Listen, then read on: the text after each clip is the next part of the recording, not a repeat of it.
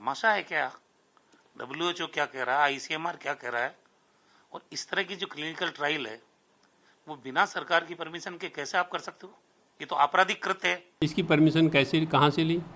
क्योंकि किट अगर इन्होंने बनाया 3 दवाओं को मिला के, जो कोरोना किट ये दिखा रहे थे टीवी पर, तो उसकी परमिशन कहाँ से ली इन्होंने?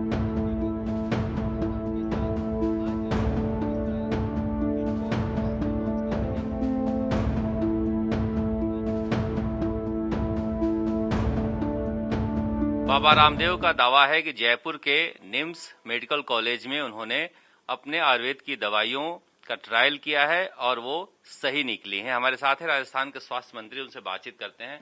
सर, ये जो ट्रायल हुई है, क्या आपके परमिशन से हुई है? कौन से पेशेंट थे, कैसे हुए हैं? क्योंकि आप ही लोग तो वहाँ पेशेंट लेकर गए थे। ना तो हमारे पास किसी ने आवेदन किया, ना हमने किसी को स्वीकृति दी है। ये तमाशा है क्या? WHO क्या कह रहा है, ICMR क्या कह रहा है, और इस तरह की जो क्लिनिकल ट्रायल है वो बिना सरकार की परमिशन के कैसे आप कर सकते हो? ये तो आपराधिक कृत्य है। इसके खिलाफ तो कानूनी कार्रवाई होनी चाहिए।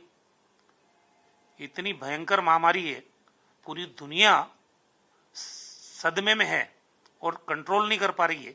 अमेरिका जैसा देश जहां लाखों की संख्या में लोग मर गए, और यहां ये अपने लेवल पे क्लिनिकल ट्रायल करके और मीडिया के जरिए आम आदमी को भ्रमित करने की कोशिश कर रहे हैं। ये तो दंडनीय अपराध है।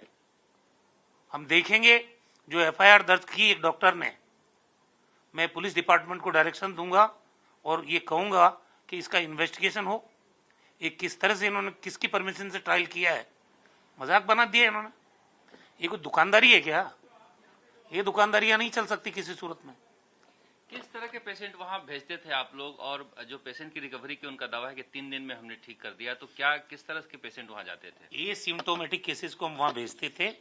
उस 7 दिन में तो वैसे ही रिकवरी हो रही थी। वहां कई पेशेंट हमारे यहाँ राजस्थान में 3 दिन में पॉजिटिव से नेगेटिव हुए हैं।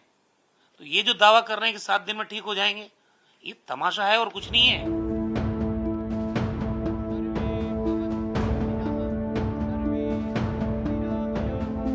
10 जून को पतंजलि ने ये 2-3 प्रोडक्ट के लिए एप्लीकेशन हमारे कार्यालय में दी, और इसके बाद हमने इसको पैनल में रखा। पैनल ने इसका परीक्षण किया। पैनल परीक्षण होने के बाद 12 जून को हमने इनको लाइसेंस जारी किया। उसमें इनके द्वारा कोरोना के ट्रीटमेंट से संबंधित कोई भी क्लेम या कोई भी नाम उसमें नहीं लिखा गया है। हमारे द्वारा जो उसको अनुमोदित किया गया है उसमें इम्यूनिटी बूस्टर और कास और श्वास, खांसी और बुखार, इसके लिए उसको अप्रूव किया गया है। इसके अलावा कोरोना के लिए हमारे द्वारा कोई उसका अप्रूवल नहीं दिया गया है। हाँ, अब इस तरह का नोटिस हम इन्हें जारी करेंगे कि ये जो एक तो इन्होंने जो ये किट बनाया है, इसकी परमिशन कैसे, कहाँ से ली?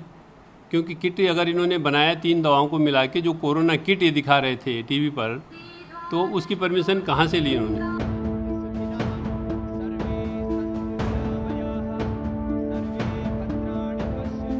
रामदेव ने कोरोना की दवाई बनाने का दावा किया है, तो आयुष मंत्रालय ने उस पर सवाल खड़े किए हैं। बात करने के लिए हमारे साथ मौजूद हैं आयुष मंत्रालय में मंत्री श्रीपद नायक जी।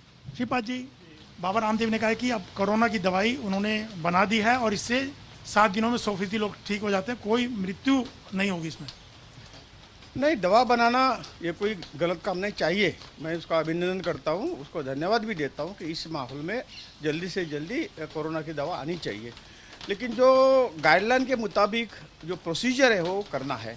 और हमने जो 21 अप्रैल को जो नोटिफिकेशन निकाला था उसमें कहा था कि यदि टास्क फोर्स में डिले होता है ये सब करने के लिए, तो आप खुद भी जहाँ हॉस्पिटल हो, कहीं मुद्दे दिए थे उनको, कहीं रूल्स रेगुलेशन दिए थे, उसके मुताबिक आप खुद साइंटिफिक वैलिडेशन किसी मेडिसिन का कर सकते हो। उन्होंने किया है, बहुत अच्छी बात है। और इसके बाद में कहा था नोटिफिकेशन में, ये सब होने के बाद आयुष मंत्रालय को वो सब रिपोर्ट्स भेजनी चाहिए ताकि उसका कंफर्मेशन आयुष मंत्रालय करेगा। लेकिन ये सब कर दिया उन्होंने, और ये भेजने से पहले ही वो डिक्लेयर कर दिया। ये नहीं होना चाहिए था, लेकिन हमने उसको रिक्वेस्ट किया कि आप तुरंत जल्दी से जल्दी भेजो। आपकी दवा उसको कुछ ये करने के लिए हम नहीं कहते हैं, लेकिन वो थ्रू प्रॉपर प्रोसीजर से वो जाए और लोगों को जल्दी मिले, इसीलिए वो फॉर्मेलिटी पूरा करने के लिए उनको कहा हुआ है। उन्होंने कल पूरी रिपोर्ट भेजी है, आज वो रिपोर्ट हम देखेंगे, टास्क फोर्स को भेज के उसका कंफर्मेशन बाद में उनको दे देंगे। लेकिन प्रॉपर गाइडलाइंस का, प्रोटोकॉल का उन्होंने पालन नहीं किया। पालन करना चाहिए था, वो भेजा नहीं, इसलिए कल ही तुरंत बाद में बोलने के बाद उन्होंने भेज दिया है। और आगे का जो कुछ काम है, जो हमारे टास्क फोर्स के जो कुछ कमी